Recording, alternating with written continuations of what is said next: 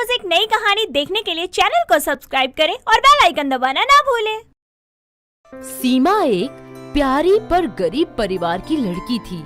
वो अर्जुन नाम के लड़के से प्यार करती थी। दोनों परिवार की रजामंदी से उनकी शादी हो जाती है। उसके ससुराल में उसकी सास सरिता उसे कुछ खास पसंद नहीं करती थी, क्योंकि वो एक गरीब परिवार से थी, ऊपर से दहेज नहीं लाई थी। वहीं उसकी जेठानी निशा भी कुछ कम कह नहीं ढाती थी। वो सारा दिन बैठकर सीमा के खिलाफ अपनी सास के कान भरा करती थी। ऐसे ही एक दिन सीमा कपड़े धो रही थी, तभी अरे ओ कामचोर, कहाँ मर गई? अरे मुझे आज के दिन खाना मिलेगा या नहीं? माँ जी, ये लीजिए खाना। अरे निशा बहू, तूने तकलीफ क्यों की? वो कामचोर सीमा कहाँ गई? हाँ? अरे माँ जी, वो महारानी तो अपने कमरे में बैठी टीवी देख रही है।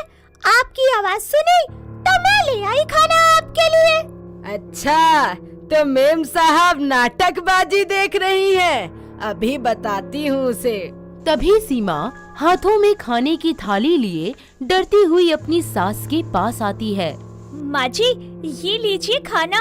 अरे खाना तो तुझे मैं खिलाऊंगी। रुक, तू टीवी देख रही थी? अरे तेरे बाप ने दिया है टीवी। माँ जी प्लीज प्लीज मुझे मत मारिए। मैं तो बाहर कपड़े धो रही थी, मैं टीवी नहीं देख रही थी। सच में माँ जी, प्लीज। हाय, देखा माँ जी, अब कैसे झूठ बोल रही है। मैंने इसे खुद देखा था टीवी देखते हुए। नास पीटी ना मुराद। अरे झूठ बोलते शर्म नहीं आती तुझे? सरिता बहुत बेरहमी से सीमा की पिटाई करती है और ये सब देखकर निशा को बहुत अच्छा लगता है। वो ऐसे ही हर दिन झूठ बोलकर सीमा पर जुल्म करवाती ही रहती है। ऐसे ही वक्त बीतता जाता है, पर सीमा पर जुल्म थमने का नाम ही नहीं लेते। इसी बीच उसे पता चलता है कि वो माँ बनने वाली थी। वो ये बात जल्दी से अपने पति को बताती है। जी सुनिए, आप पापा बनने वाले हैं। क्या तुम सच कह रही हो सीमा? जी हाँ, अब देखना आप बहुत जल्द इस घर में एक छोटे से बच्चे की किलकारियाँ गूंजेंगी।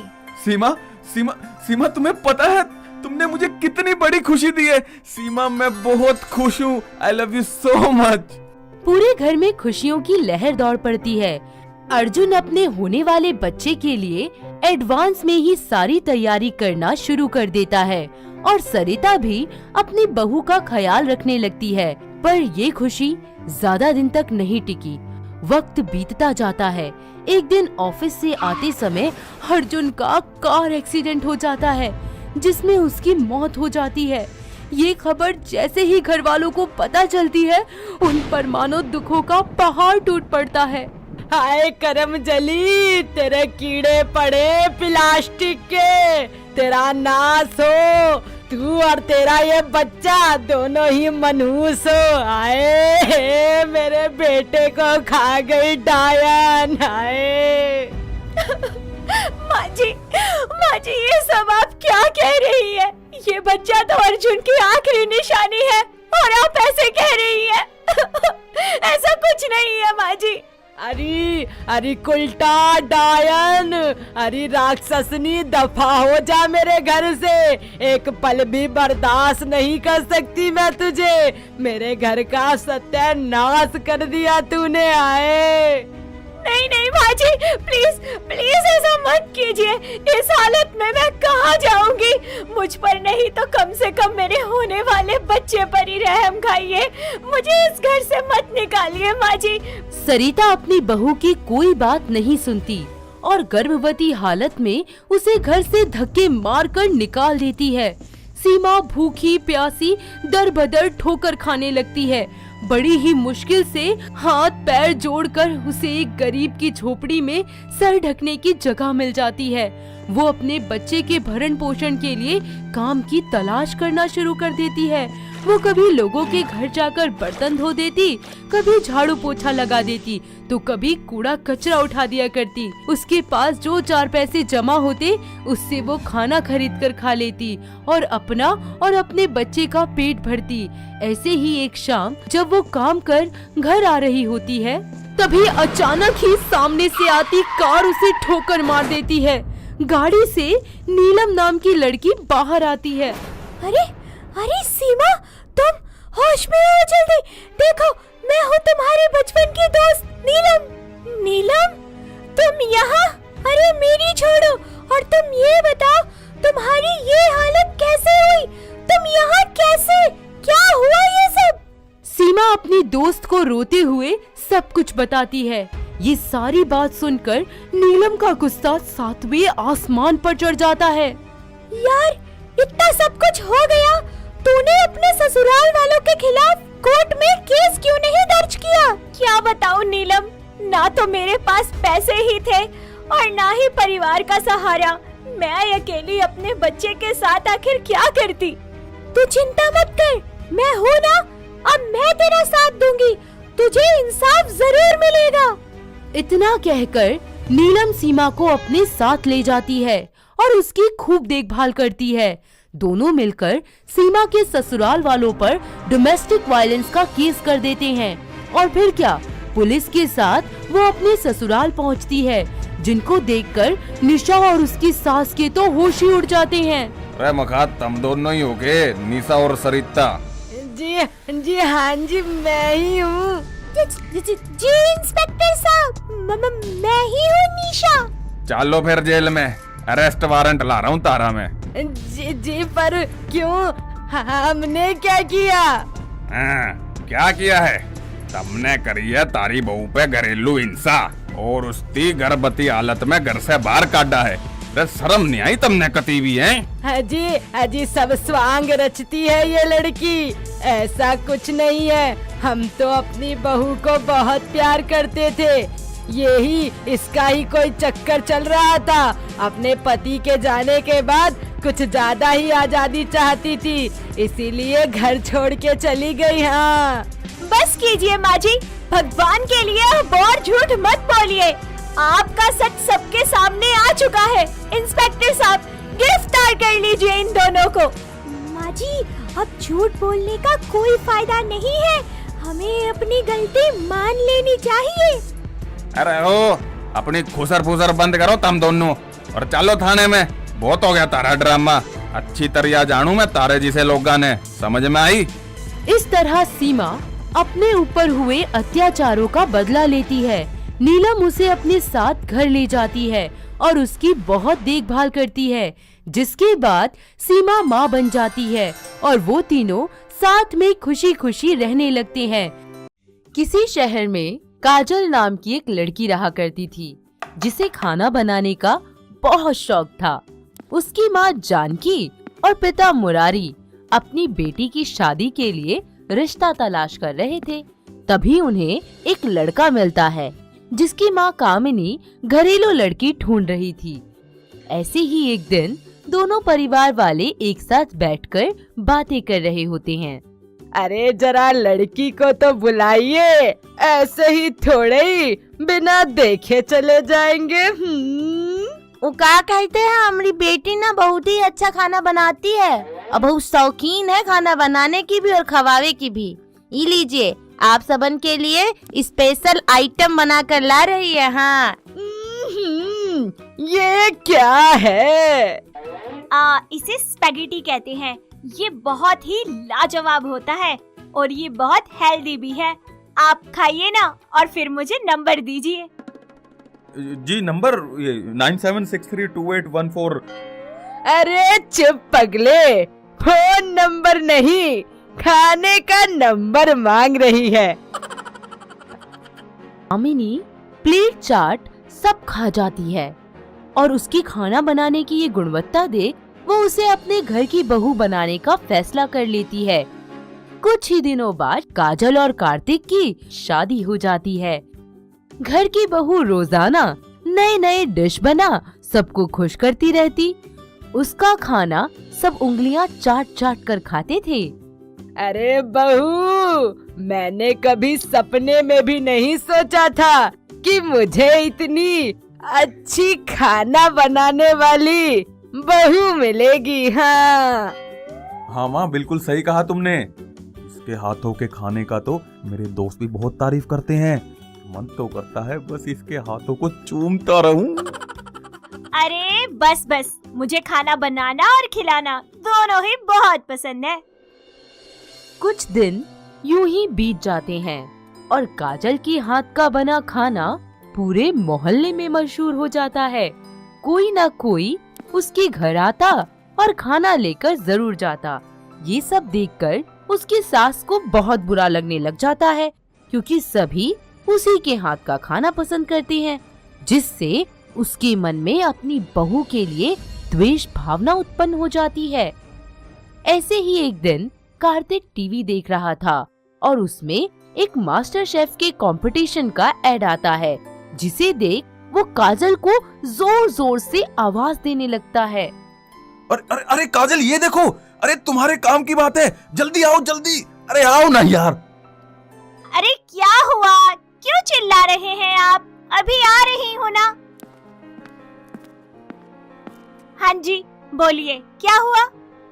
अरे अरे ये देखो, मास्टर शेफ का कंपटीशन होने वाला है। Why don't you participate? मुझे तुम पर पूरा भरोसा है, तुम ही जीतोगी, देख लेना। अच्छा, कब है ये कंपटीशन? मैं जरूर पार्टिसिपेट करूंगी इसमें। अरे ऑनलाइन फॉर्म भरना है, बस अभी भर दूंगा। ठीक है, तो मैं अभी जाकर माँ जी को ये खुशखबरी देती हूँ। खुशी खुशी काजल अपनी सास को बड़े ही चाव से सारी बात बताती है। ये सुनते ही कामिनी गुस्से से तिलमिला जाती है।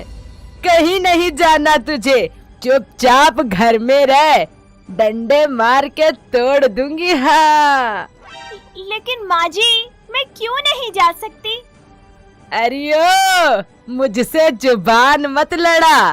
तेरा काम सिर्फ इस घर में खाना बनाने का है, ना कि जमाने को दिखाने का। हाँ। आखिर मेरे भी कुछ सपने हैं, कोई अरमान है, मुझे भी तो हक है बाहर जाने का। हाय हाय, कैसी बहू ले आई मैं अपने घर में। तुझे मैंने मना कर दिया तो बस मना कर दिया। मैं भी देखती हूँ तू कैसे जाती है इस कंपटीशन में। हाँ। दूर खड़ा कार्तिक सारी बातें सुन लेता है और अपनी माँ को समझाने की बहुत कोशिशें करता है, पर वो नहीं मानती। मजबूरन ही उसे अपनी बीवी को चोरी छुपे रात में भगाना पड़ता है। काजल अपनी इस सिंपल सी घर की दाल में तड़का लगाने के लिए मास्टर शेफ के कंपटीशन में हिस्सा ले लेती है।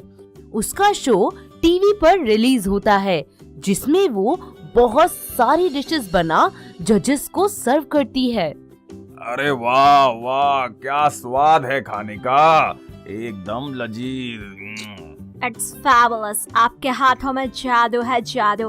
मैंने आज से पहले इतना टेस्टी डिश कभी नहीं खाया। It's so yummy. Thank you so much sir, thank you. Kajal को टीवी पर देखकर उसकी सास का गुस्सा 7वें आसमान पर पहुंच जाता है। सभी आस पड़ोस के लोग काजल का शो देखने लग जाते हैं। ये सब देखकर कामिनी का गुस्सा हद से पार हो जाता है और वो तुरंत ही अपनी बहू को उस शो से वापस लाने चली जाती है, जहां उसका ग्रैंड फिनाले आ चुका था। वाओ! तो दोस्तों, आप सभी कितने एक्साइटेड हैं जानने के लिए मास्टर शेफ के विनर का नाम?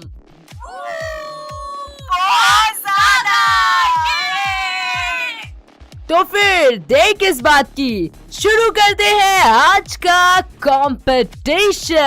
Are you ready? कंपटीशन शुरू हो जाता है। काजल खूब मेहनत से अपना देसी खाना बनाना शुरू कर देती है। सभी उसे चीयर अप करते हैं। उसकी सास ये सब देख अंदर ही अंदर कुढ़ती रहती है, लेकिन भीड़ की वजह से वो कुछ बोल नहीं पाती। थोड़ी ही देर बाद कंपटीशन खत्म हो जाता है और जजेस विनर का अनाउंसमेंट करते हैं। अरे जजेस, जल्दी से बताइए कि विनर कौन है। अच्छा तो बता देते हैं, विनर है काजल सिंह। ओह माय गॉड, सच्ची? ओह, मुझे यकीन ही नहीं हो रहा। हाँ बिल्कुल, आइए और ये अवार्ड लेकर हमें कुछ शब्द कहिए। जी, मैं यही कहना चाहती हूँ, जिन्होंने मुझे इतना सपोर्ट किया, यहाँ तक भेजा, जी वो और कोई नहीं बल्कि मेरी सासू माँ है। अगर उनका आशीर्वाद ना होता तो मैं कभी मास्टर शेफ न बन पाती। वो मेरे लिए बहुत खास है। थैंक यू सो मच सासू माँ।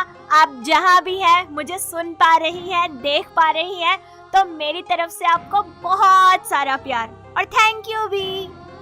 ये सारी बातें सुनकर कामिनी की आंखों में आंसू आ जाते हैं और उसे अपनी गलती का एहसास होता है। वो उदास हो अपने घर चली जाती है और थोड़ी ही देर बाद जब काजल घर लौटती है तो उसकी सास आरती की थाल लिए उसका घर में स्वागत करती है।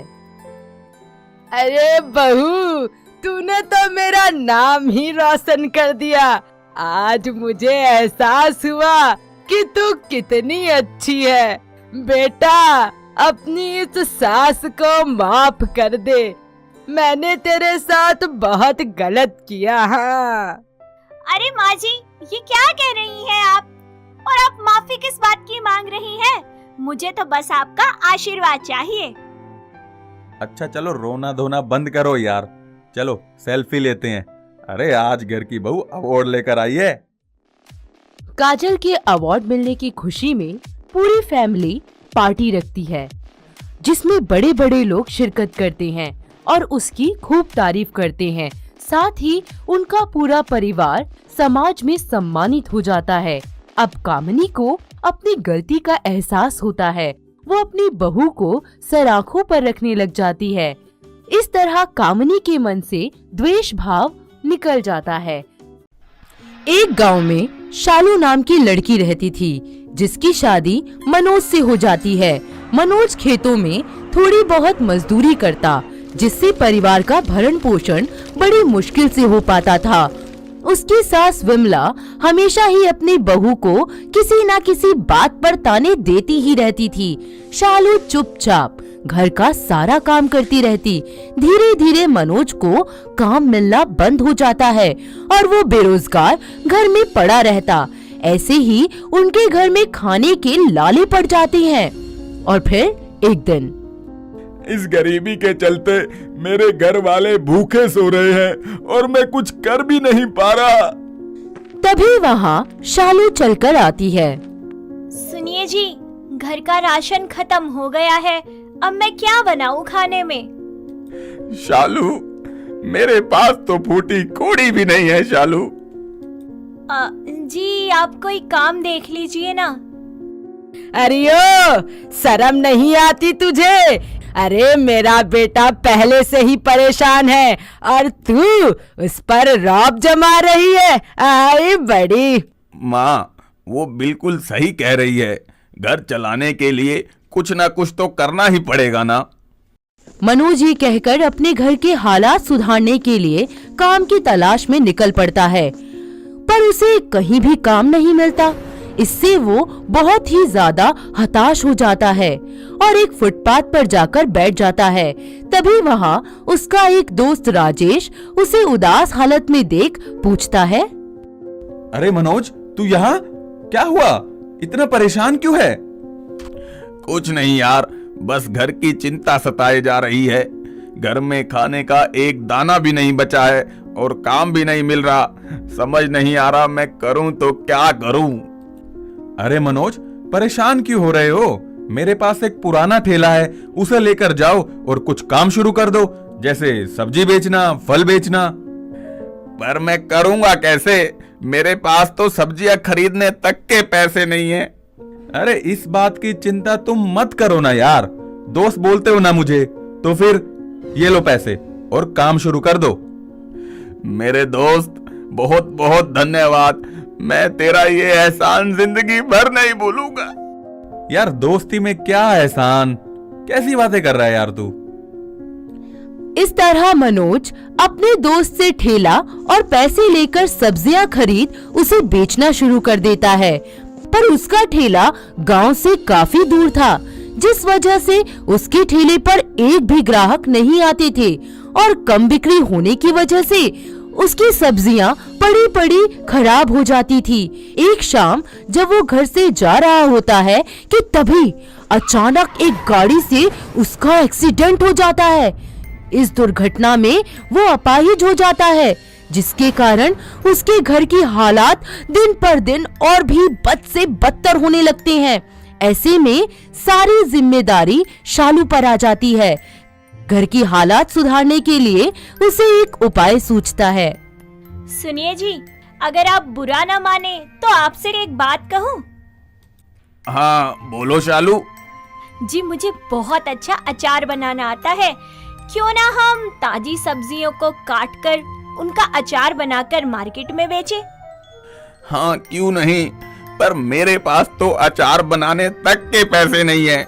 जो थे वो तो मेरे इलाज में लग गए। अजी, वो सब आप मुझ पर छोड़ दीजिए। मैंने अपने मायके वालों से बात करी है मदद के लिए और वो मेरी मदद करने को तैयार भी हैं। अरे ये तो बहुत अच्छी बात है। तुम कल से ही अचार बनाना शुरू कर दो। जी आप चिंता मत कीजिए। ये बात बोलकर वो सब्जियां लेने चली जाती है। वो बाजार से गाजर, मूली, अमरक, मिर्च, नींबू ले आती है और उन्हें धोकर कड़ी मेहनत से अचार बनाने लग जाती है। वो रोजाना उन्हें धूप में सुखाकर मसाले तैयार कर लेती। ऐसे ही दिन बीतते जाते हैं और अचार बनकर तैयार हो जाता है। वो उन्हें गली गली घूम घूम कर बाजार में चक्कर काट काट कर बेचना शुरू कर देती है। अचार ले लो, अचार घर का बना हुआ ताजा ताजा खट्टा मीठा अचार ले लो, अचार। अरे मैडम जी, कैसा अचार है, जरा चखाना तो। एकदम बढ़िया क्वालिटी का अचार है, घर का बना हुआ। अचार तो काफी बढ़िया है वैसे। तो कैसे दिया फिर अचार? भैया 100 रुपए किलो दिया है। ऐसे ही अचार की तारीफ सुनकर बहुत से लोग शालू से अचार खरीद लेते हैं। उसकी बिक्री काफी अच्छी हो जाती है। इस तरह वक्त बीतता जाता है और उनके अचार का काफी नाम हो जाता है। ऐसे ही एक दिन जब वो अचार बेच रही होती है तो उसके पास एक बहुत ही बड़ा सेठ आता है। जी मैंने सुना है आप अचार काफी अच्छा बनाते हैं। जी साहब, आप भी एक बार चेक कर देखिए। अगर अचार के साथ उंगलियां न खा जाए तो मेरा नाम बदल देना।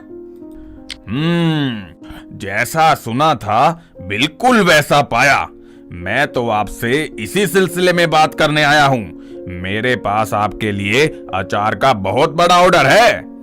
आप बताइए, आपको कितना बड़ा ऑर्डर देना है?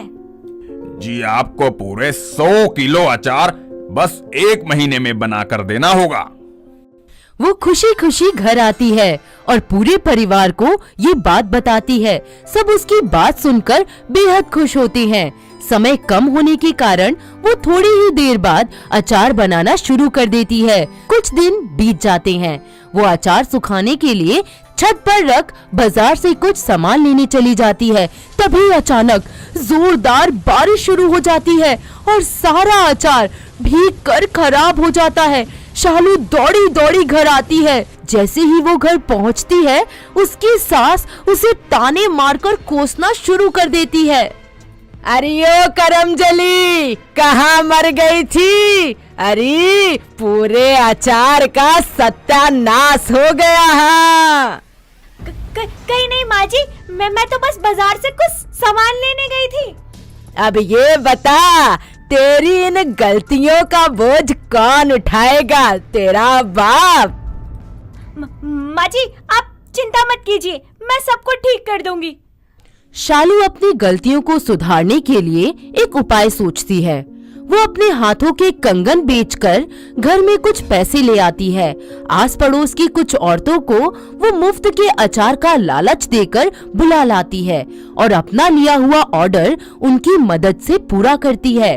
थोड़े ही दिनों बाद अचार बनकर तैयार हो जाता है और वो अमीर सेठ अपना दिया हुआ ऑर्डर लेने आता है। नमस्कार बहन जी, क्या मेरा ऑर्डर पूरा हो गया? जी जी साहब, आपका अचार बनकर एकदम रेडी है। अरे वाह, ठीक है, तो फिर रखिए इस टेम्पो में। शालू और बाकी सभी औरतें मिलकर अचार के जार्स को टेम्पो में चढ़ा देते हैं। सेठ जी, लाइए दीजिए मेरी मेहनत की कमाई। हाँ हाँ जी बिल्कुल, ये लो आपकी मेहनत की कमाई। बहुत बहुत शुक्रिया साहब। वो अपने मेहनत के पैसों से घर की परिस्थितियों को सुधार देती है। समय बीतने के साथ साथ उसकी कमाई भी दिन दुगनी रात चौगनी बढ़ती ही जाती है। ये सब देखकर उसकी सास को उस पर बहुत गर्व महसूस होता है। वो उससे प्यार से बात करने लग जाती है और घर के कामों में भी उसका हाथ बटाती है। इसी तरह विमला अपनी बहू का बहुत ख्याल रखने लग जाती है। शालू अपने कमाए हुए पैसों से मनोज का इलाज करवाती है, जिसके कारण वो ठीक हो जाता है। दोनों मियाँ बीवी मिलकर अचार का कारोबार संभालने लग जाते हैं और उनका काम पूरे शहर में मशहूर हो जाता है। रामपुर नाम के गांव में राकेश अपनी पत्नी सीमा और बेटी आरती के साथ रहा करता था। उनकी आर्थिक हालत बहुत ज्यादा खराब थी, जिसके चलते आरती ज्यादा पढ़ लिख नहीं पाई थी। सब कुछ बहुत ठीक ठाक चल रहा था, लेकिन उनके गांव में चेचक जैसी महामारी फैल गई थी। सीमा भी इस महामारी की चपेट में आ जाती है। समय पर सही इलाज ना मिल पाने की वजह से उसकी मौत हो जाती है। तुम मुझे छोड़कर क्यों चली गई माँ? उठ जाओ ना माँ, मुझसे बात करो माँ। बेटा, तेरी माँ अब कभी नहीं बोलेगी। संभाल बेटा, खुद को संभाल। पिताजी, हम माँ का अंतिम संस्कार कैसे करेंगे? हमारे पास लकड़ियाँ लाने के लिए पैसे तक नहीं है। बेटा, मैं कुछ करता हूँ, तू चिंता मत कर। हे भगवान, इतना बुरा वक्त किसी पर ना आए। किसी तरह हाथ पैर जोड़कर राकेश कुछ पैसों का इंतजाम कर लेता है और अपनी पत्नी सीमा का अंतिम संस्कार कराता है। वक्त बीतता जाता है, उनके हालात इतने ज्यादा बुरे हो जाते हैं कि उन्हें लोगों के आगे भीख मांगनी पड़ती है। वो कभी रेड लाइट पर तो कभी घर घर जाकर भीख मांगा करते थे। ऐसे ही एक दिन दोनों खाना खा रहे होते हैं। पिताजी, दाल खाइए ना। अरे बस बेटा, मेरा पेट भर गया है, तू खा ले। नहीं नहीं पिताजी, आप खाइए, वो आज मुझे भूख नहीं है। लाडो, मैं जानता हूँ कि खाना कम है और तू जानबूझकर नहीं खा रही ताकि मैं अपना पेट भर सकूं। ये गलत बात है लाडो। नहीं नहीं पिताजी, मुझे सच में भूख नहीं है। भगवान भी क्या दिन दिखा रहा है। एक तो गरीबी और भूखमरी, ऊपर से जवान बेटी घर पर बैठी है। हे भगवान, करूं तो क्या करूं? पिताजी, कहाँ खो गए आप? कहीं नहीं लाडो, ये ले, तू थोड़ा सा खा ले। वक्त बीतता जाता है क्योंकि आरती की माँ का देहांत महामारी के कारण हुआ था। गांव के सभी लोग दोनों बाप बेटी को घृणा की नजरों से देखा करते थे। ऐसे ही एक दिन आरती हाथ में कटोरा लिए घर घर भीख मांग रही थी।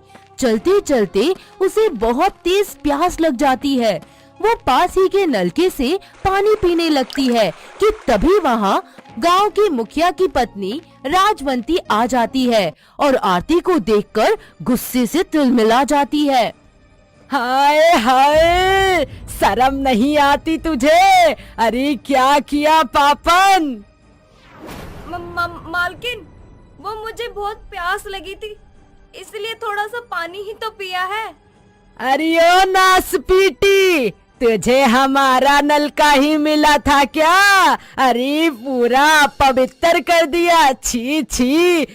राजवंती को चिल्लाता देख गांव के लोग वहां जमा हो जाते हैं। गांव के नलके से पानी पीकर इसने उसे अशुद्ध कर दिया। अब हमें भी महामारी हो जाएगी। अरे मारो इसे, मारो। गांव के लोग आरती के साथ मार पिटाई करते हैं और उसे जख्मी हालत में छोड़कर वहां से चले जाते हैं। किसी तरह रोती दर्द में करहाती हुई आरती अपने घर पहुंचती है। वक्त बीतता जाता है, राकेश की तबीयत बिगड़ना शुरू हो जाती है। ऐसे में आरती को अकेले भीख मांगने जाना पड़ता था। ऐसे ही एक दिन वो रेड लाइट पर भीख मांगकर अपने घर आ रही होती है कि अचानक सामने आती कार से टकरा जाती है। तभी कार में सनी नाम का एक बहुत ही हैंडसम सा लड़का बाहर निकलता है। ओह शिट, मैम आप ठीक तो है ना? आपको कहीं लगी तो नहीं? मैं ठीक हूँ, पर मेरे सारे पैसे गिर गए। मुझे माफ कर दीजिए, मेरी वजह से आपको इतनी लग गई। I am really sorry. जी कोई बात नहीं, मुझे घर जाकर पिताजी को दवाइयाँ देनी है। वो घर पर मेरा इंतजार कर रहे होंगे। मैम मैं आपको घर छोड़ देता हूँ। सनी जल्दी से आरती को उठाकर उसके घर ले जाता है। उसके घर की हालत देखकर उसे बहुत बुरा लगता है। वो उसके बूढ़े बीमार पिता को देखता है और आरती से पूछता है, क्या हुआ इनको? जी बस कमजोरी है बहुत, और पेट में दर्द भी है। मैं मदद करूं आपकी? मैं एक डॉक्टर हूं और किस्मत तो देखो, इसी गांव में रहता हूं। जी पर हमने तो आपको कभी नहीं देखा। आप कौन हैं? मैं गांव के मुखिया का बेटा हूं और शहर से पढ़ाई पूरी करके यहाँ डॉक्टर बन के आया हूँ। मैं आरती हूँ, तुमने पहचाना? हम साथ में बचपन में कैरी खाया करते थे। अरे हाँ, पर तुम इस हालत में, ये सब कैसे हुआ? आरती सनी को सारी बात बताती है। ये सब सुनकर उसकी आंखें आंसुओं से भर जाती है। अपनी बचपन की दोस्त को दोबारा मिलकर सनी को बहुत खुशी होती है। वो उसे गले लगाकर संभालता है और कहता है, आरती मैं आ गया हूँ ना वापस। अब देखना सब ठीक हो जाएगा, तुम्हें कोई दिक्कत नहीं होगी और अंकल जी भी बहुत जल्द ठीक हो जाएंगे। सनी की बातें सुनकर आरती की जान में जान आती है। सनी गांव के अस्पताल में सभी का मुफ्त इलाज करता है। इसी दौरान आरती और सनी एक दूसरे से प्यार करने लगते हैं और मंदिर में जाकर शादी कर लेते हैं। जैसे ही दोनों घर पहुंचते हैं, उनको देख गांव के लोग तरह तरह की बातें करने लगते हैं। हाय हाय, कितने घटिया संस्कार हैं इस लड़के के, भिखारन से ही शादी कर ली। अरे देखो देखो, जिसके घर का पानी तक पीना अभिशाप है, उसे घर की रौनक बना लिया। लोगों की बातें सुनकर राजवंती का पारा हाई हो जाता है। वो उन दोनों को खींचकर थप्पड़ लगा देती है। अरे ओ नालायक, तुझे इतना पढ़ाया लिखाया, विदेश भेजा, डॉक्टर बनाया, इसलिए ताकि तू इस भिखारन से ब्याह कर ले। माँ, आरती मेरी पत्नी है, आप उनसे ऐसे बात नहीं कर सकती। अरे कमबख्त, ये पत्नी नहीं पनौती है, पनौती। अरे ना जाने कहाँ कहाँ भीख मांगती है, मंगती कहीं की। मैंने कह दिया ना माँ, बस भी करो, हद होती है किसी चीज की। पैर की जूती को सर पे रख लेने से शोभा नहीं बढ़ जाती, समझा? मोटी बुद्धि। बस माँ, बहुत बोल लिया आपने। अरे लोगों के पास कोई सबूत है जिससे ये साबित हो सके कि आरती को चेचक की बीमारी है? अगर वो भीख मांगती है तो क्या हुआ, उसे खुश होने का हक नहीं है क्या? कम से कम वो काम तो करती है, चोरी डकैती तो नहीं करती ना। मेहनत मजदूरी करके बेचारी अपना पेट भरती है, तुम्हें क्या दिक्कत है इससे? सनी की बातें सुनकर सभी गांव वालों का सर शर्म से झुक जाता है और वो सभी आरती से माफी मांगते हैं। तभी राजवंती बोलती है, अरे मेरे लाल, तू सही कह रहा था। अगर इनके पास भी हमारी तरह धन दौलत होती तो क्या ये भीख मांगते? बेटा मुझे माफ कर दे। नहीं नहीं माँ जी, आप माफी मत मांगिए। मुझे आपसे या किसी और से कोई शिकायत नहीं है। जो हुआ उसे भूल जाते हैं और नई जिंदगी की शुरुआत करते हैं। इस तरह राजवंती खुशी खुशी आरती को अपनी बहू के रूप में स्वीकार कर लेती है। आरती अपने पति के साथ मिलकर बतौर नर्स मरीजों का इलाज करने में उसकी मदद करती है। पूरे गांव में दोनों पति पत्नी का खूब नाम होता है। वो दोनों कड़ी मेहनत करके अपना खुद का अस्पताल खोलते हैं, जहां सभी गरीब लोगों का मुफ्त में इलाज किया जाता था।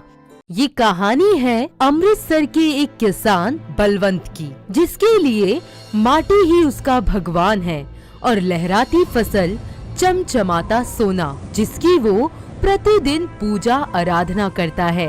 यहाँ तक कि जिसके लिए वो अपनी जान भी हंसते हंसते कुर्बान कर सकता है। बलवंत अपनी पत्नी हरप्रीत, अपनी बेटी प्रीतो के साथ खुशहाली से जीवन जी रहा था। उनका पूरा परिवार खेत में फसल काटने में लगा ही था। पापा जी, हुन दीवारी ते फसल बहुत वधिया हुई है। हाय हाय, गल्ला कट कर ते हथ वध चला। तेरे बापू नु सवेरे मंडी भी जाना है। अरे बेटा, तेरा बाप अभी जिंदा है, तू आराम से काट, मैं कर लूंगा। फसल काटने के बाद अगली सुबह जब बलवंत मंडी में फसल बेचने जाता है तो देखता है कि सब कुछ बंद पड़ा है और उसके जैसे और भी किसान एक साथ जमा होकर कुछ बातें कर रहे हैं। वो उनके पास जाकर पूछता है, अरे भैया, ये सब क्या हो रहा है? ਕੀ ਦਸੀਏ ਭਾਜੀ, ਇਹ ਸਰਕਾਰ ਦਾ ਕਾਲਾ ਕਾਨੂੰਨ ਤਾਂ ਸਾਡੇ ਤੇ ਬਿਜਲੀ ਬੰਦ ਟੁੱਟ ਗਿਆ। हाय, ऐसा क्या हो गया? ਬਸ ਹੁਣ ਵਕਤ ਆ ਗਿਆ ਹੈ ਸਭ ਕਿਸਾਨਾਂ ਨੂੰ ਇਕਜੁੱਟ ਹੋਣ ਦਾ। रातों रात पूरे पंजाब में आंदोलन का माहौल बन जाता है। सभी किसान मोर्चा लेकर दिल्ली की तरफ रवाना हो जाते हैं। हरप्रीत, हरप्रीत, मेरा जल्दी सामान पैक कर दे, मैं दिल्ली जाना है बस। हाय, ये की कह रहे हो तुसी? तुहानू पता भी है बाहर दा माहौल कितना खराब है। नहीं, तुसी ना जाओ। पापा जी, जे तुसी चले जाओगे तो साडा ख्याल कौन रखेगा? तू मेरा शेर पुत्र है, मैनू पता है तू सब संभाल लेगी। हाँ जी पापा जी, तुसी बेफिक्र होके जाओ। हाँ जी, आ लो तुहाडा सामान ते आप दा बहुत ज्यादा ख्याल रखना ता जल्दी वापस आना। बलवंत अपने परिवार से विदा लेकर दिल्ली अपने बाकी सभी किसान भाइयों का समर्थन करने चला जाता है। दिन बीतते जाते हैं पर इस समस्या का कोई हल नहीं निकलता और गुजरते हुए वक्त के साथ साथ विरोध भी घनिष्ठ होता जाता है। हर टीवी न्यूज चैनल पर किसान ही छाए होते हैं। वहीं घर पर प्रीतो अपनी माँ का ख्याल रखती है, पर धीरे धीरे घर की आर्थिक हालत खराब होने लग जाती है और हालतों से मजबूर होकर बलवंत खुद को फांसी लगा लेता है। हाय हाय, मैनू किदे सहारे छੱਡ के तुसी कल्ले चले गए। ਤੁਹਾਡੀ ਪ੍ਰੀਤੋ ਦਾ ਕੀ ਹੋਏਗਾ? ਮੇਰਾ ਕੀ ਹੋਏਗਾ?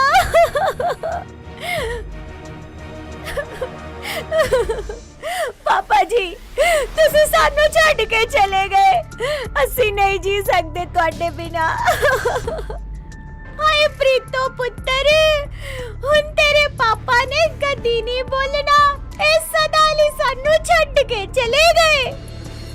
नहीं मम्मी जी, हम कमजोर नहीं हो सकते। पापा जी नहीं रहे ता की होया? असीता है, मैं करूंगी सारा काम।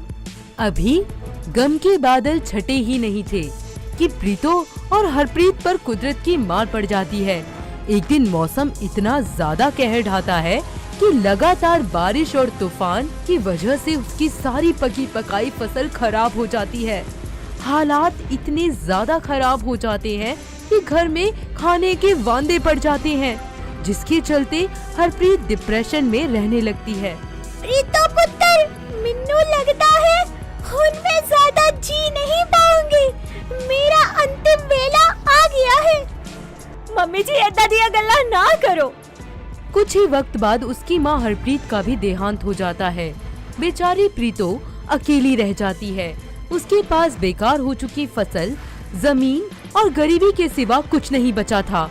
पर अपने इरादों की पक्की प्रीतो हार नहीं मानती और पक्का निश्चय कर लेती है कि वापस से वो अपनी जमीन पर खेती करेगी। क्योंकि उसके पास पैसे नहीं थे, वो मदद के लिए सरपंच के घर जाती है। सरपंच साहब, मैं अब दोबारा खेती करनी है, मिन्नू कुछ पैसे दी जरूरत है। मदद तो तेरी कर देंगे, पर ये बता गिरवी क्या रखेगी? मैं अपना घर गिरवी रख दूंगी। सोच ले, अगर समय पर पैसा नहीं चुका पाई तो घर से बेघर हो जाएगी लड़की। दूर खड़ा सरपंच का बेटा दलजीत ये सब देख रहा होता है। उसे प्रीतो को देखकर पहली नजर में ही उससे पहला प्यार हो जाता है। प्रीतो पैसे लेकर वहाँ से चली जाती है और अपना काम शुरू कर देती है। वो अपने खेतों में ट्रैक्टर चलाकर जुताई करने की कोशिश करती है, पर पानी इतना ज्यादा होता है कि ऐसा मुमकिन ही नहीं था। तभी वहाँ दलजीत आ जाता है और प्रीतो को ऐसे मेहनत करता देख कहता है, ओ जी तुसी तो बहुत मेहनती हो। अरे तुसी तो सरपंच जी दे मुंडे हो ना दिलजीत? नाम तो मेरा है दिलजीत, पर मेरा दिल तो जी आपने जीत लिया जब से मिले हो। जी कित्थे खो गए तुसी? अच्छा सुनो जी, सरपंच जी नु कहना मैं सारा पैसा टाइम ते दे दवांगी, चिंता ना करन। हाय पैसे पूसे छड्डो, दिल दे दो ते दिल ले लो। हाँ जी, की कहा तुसी? मैं सुनिया नहीं। जी कुछ नहीं, बस ऐही कि पैसे दा तो कोई चक्कर ही नहीं है। मैनू पता है कि तुसी कर लोगे। वैसे मैं मदद करा थोड़ी? ओ ना जी ना, ए मेरा काम है, मैं आपे कर लूंगी। तुसी पूछ लिया, यही बहुत है मेरे वास्ते। वक्त बीतता जाता है। प्रीतो दिन रात एक कर कड़ी मेहनत करती है। इसी बीच दिलजीत उससे मिलने आता है और दोनों बातें भी करते और साथ साथ काम भी करते। दोनों के बीच अच्छी दोस्ती हो जाती है। आखिरकार प्रीतो की मेहनत रंग लाती है। आसपास के सभी लोग उसकी इस सफलता की प्रशंसा करते नहीं थकते और फसल की कटाई का समय आ जाता है। वो फसल काटती है और मंडी में ले जाकर उस फसल को बेचती है, जिसका उसे बहुत अच्छा दाम मिलता है। प्रीतो अपना कर चुकाने सरपंच के घर जाती है। सरपंच जी, ए लो, तुहाडे सारे पैसे वापस लेके आई हूं मैं। वाह पुत्र, तू तो बहुत बहादुर निकली। इतना सब होने के बाद भी तूने हार नहीं मानी। शाबाश बेटा, यूं ही तरक्की कर। तभी वहाँ दलजीत आ जाता है। पापा जी, मैं तोड़े नाल कुछ गला करना चाहना है। हाँ बेटा बोल, क्या बात है? पापा जी, मुझे प्रीतो बहुत पसंद है ते मैं उसी दे नाल ब्याह कराना चाहता हूँ। नहीं नहीं, एक ही कह रहे हो। हम तो बस अच्छे दोस्त है ना। बस करो तुम दोनों, अभी मैं यही हूँ और फैसला मैं ही करूंगा। पापा जी, तोड़ा फैसला जो भी हो, मैं तो बस प्रीतो दा ही होना है। ओए खोत्या, मैनू भी ता तेरी पसंद बहुत पसंद है। प्रीतो तो वधिया कुड़ी तेरे जैसे नलायक मुंडे नु कदे भी नहीं मिल सकती। मिन्नू ता लग गया सी कि फिर दोबारा कदी मिन्नू मेरे पापा जी दा प्यार ही नहीं मिलेगा। पर आज लगदा जिवें जिंदगी विच सब कुछ मिल गया। हुन किसी चीज दी कोई कमी नहीं है मेरे कोल। इस तरह हमारी प्रीतो की शादी दिलजीत से बड़ी धूमधाम से हो जाती है। तो देखा दोस्तों, हमारी किसान प्रीतो ने किस तरह से मुसीबतों का सामना किया। क्या आपके आसपास भी ऐसी किसान वाली बहू है? अगर हाँ, तो हमें कमेंट करके जरूर बताएं। दोस्तों, अगर आपको ये कहानी पसंद आई तो इसे लाइक करें, शेयर करें और कमेंट करके बताएं कि कहानी में आपको सबसे अच्छा क्या लगा।